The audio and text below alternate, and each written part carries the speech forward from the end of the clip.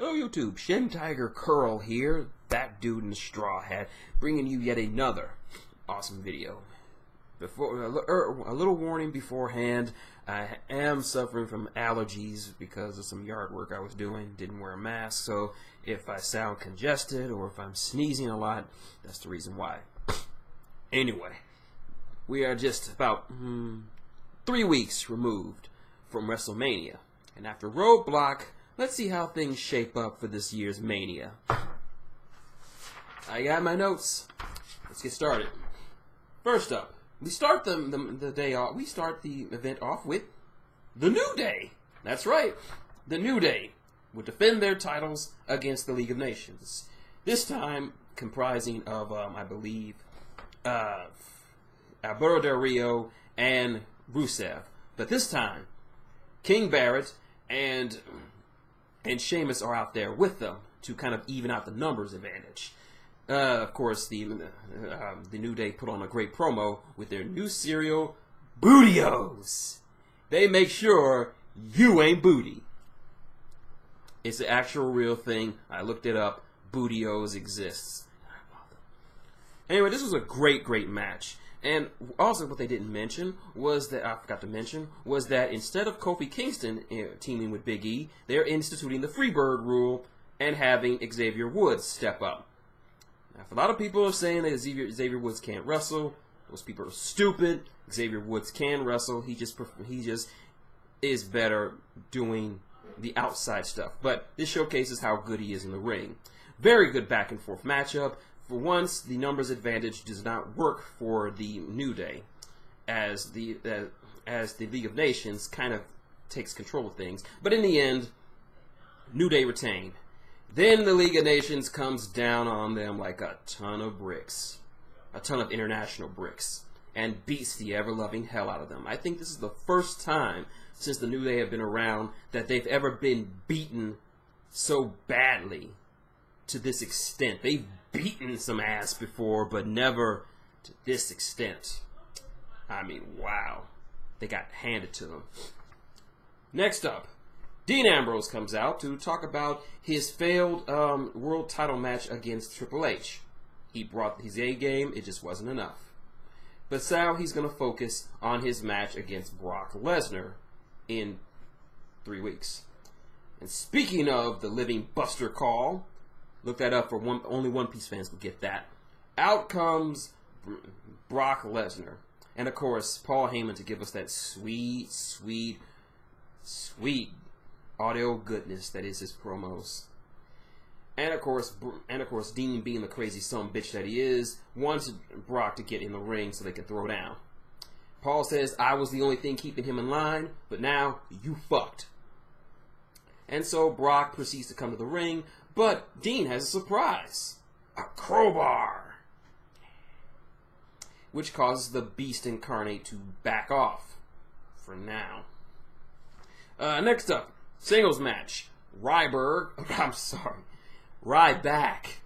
versus Sin Cara. Yep, we know this feud has been building up for a while now between Kalisto and Ryback. So anyway, this is pretty much a David versus Goliath match.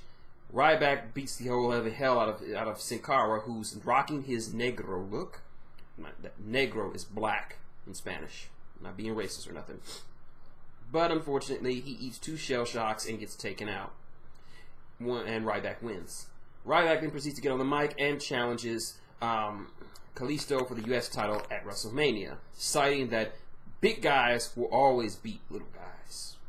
Really? Next up, Sexy Power. Stephanie McMahon comes out to introduce her husband, Triple H, after his successful title defense, and says that no one can go across authority. Then Dolph Ziggler decides to come out and run his mouth, talking about how he's sick and tired of the authority and how he doesn't really care what the fuck they do to him anymore. They can't, and they won't. Man, he doesn't want to quit.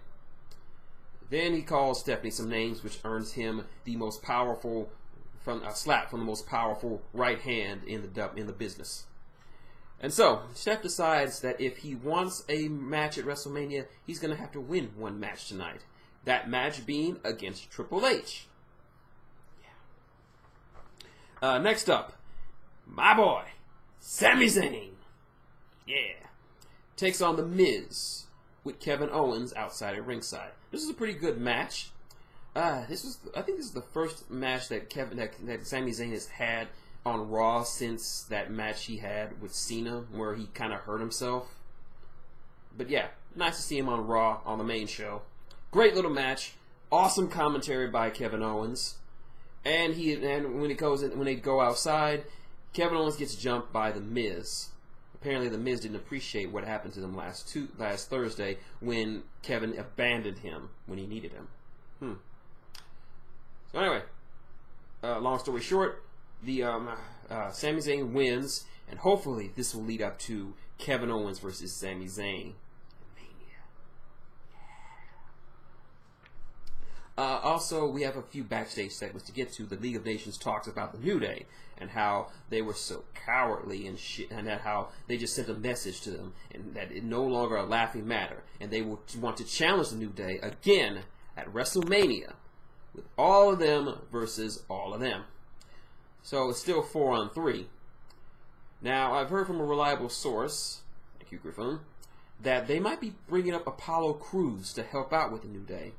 Which I would like. Apollo Crews is hella talented. Yeah, if you don't know who Apollo Crews is, look him up on YouTube or check him out on the network. He's on NXT. Awesome athlete. And also, we get some. Next up, Brie Bella teams up with Alicia, Don't Call Me Virgil Fox, to take on Team Bad. And of course, Lana out there. Thankfully, no longer wearing that goddamn denim shirt. I love you, Lana, but never wear that skirt again. It just reminds me of worse storylines. But anyway, this was an okay match. Nothing to write home about. It was just a match to build up the feud between Brie and Lana. Lana distracts them, allowing for Team Bad to get the win, and Virgil Fox eats a double super kick from Team Bad. Yeah. Backstage, we have a Paige sighting. Yeah! And Lana gets in her face, talking about how she hasn't been seen on television and how she's been relegated to playing with the American Divas on Total Divas. Paige reiterates that not only has Lana been jumping from man to man, but she's never actually won a match, let alone a title in her life. Then Team Bad comes out to tell her to watch her mouth. Didn't know they were rolling deep like that. Next up, the Usos take on the members of the Social Outcasts, Bo Dallas and Adam Rose. Or as Mark from the Mark Remark likes to say, Adam Rose! Adam Rose! This is a pretty good matchup. The Dudley Boys were on commentary, and of course Bubba Ray shows why he was such an awesome heel in TNA, pulling out a little bit more of his Bully Ray gimmick as they go outside the ring to terrorize the Usos. But despite all the overwhelming numbers advantage, the Usos pick up the win.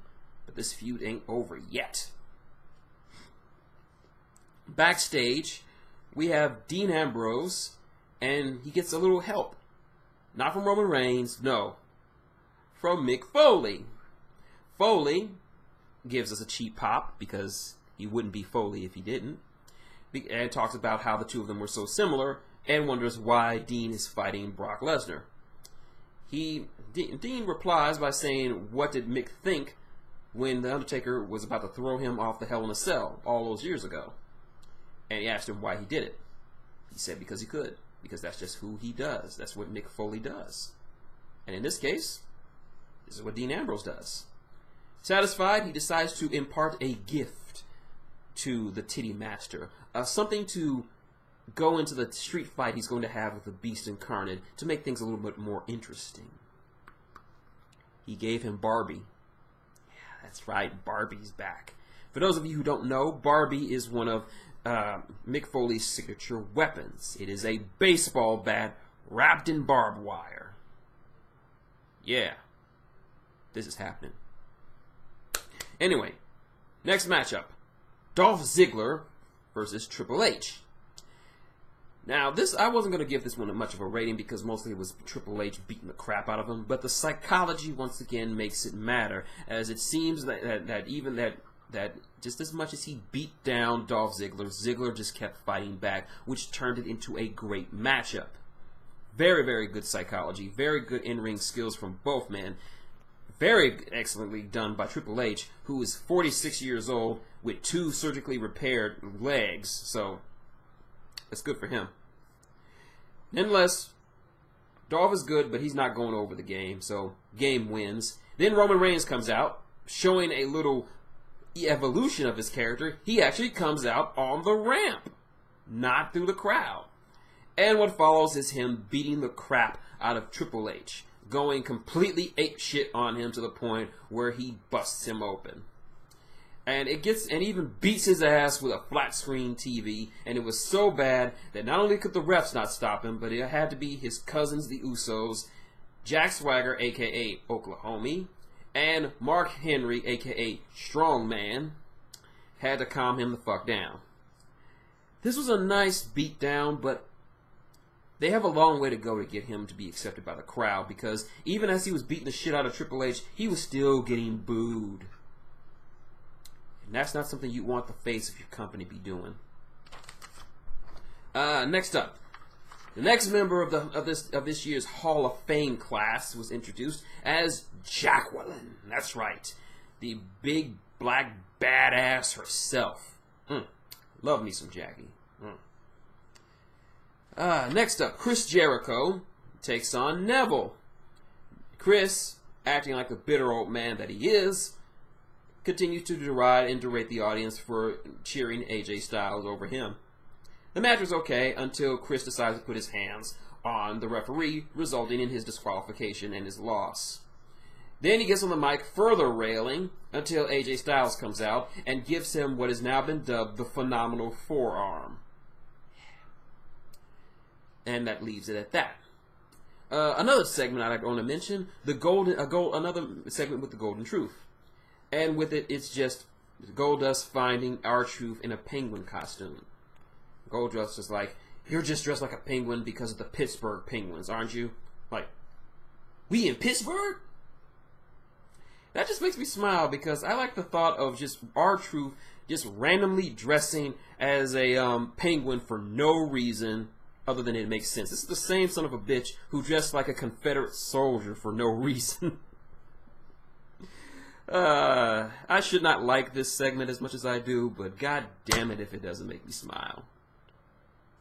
So anyway, main segment of the evening.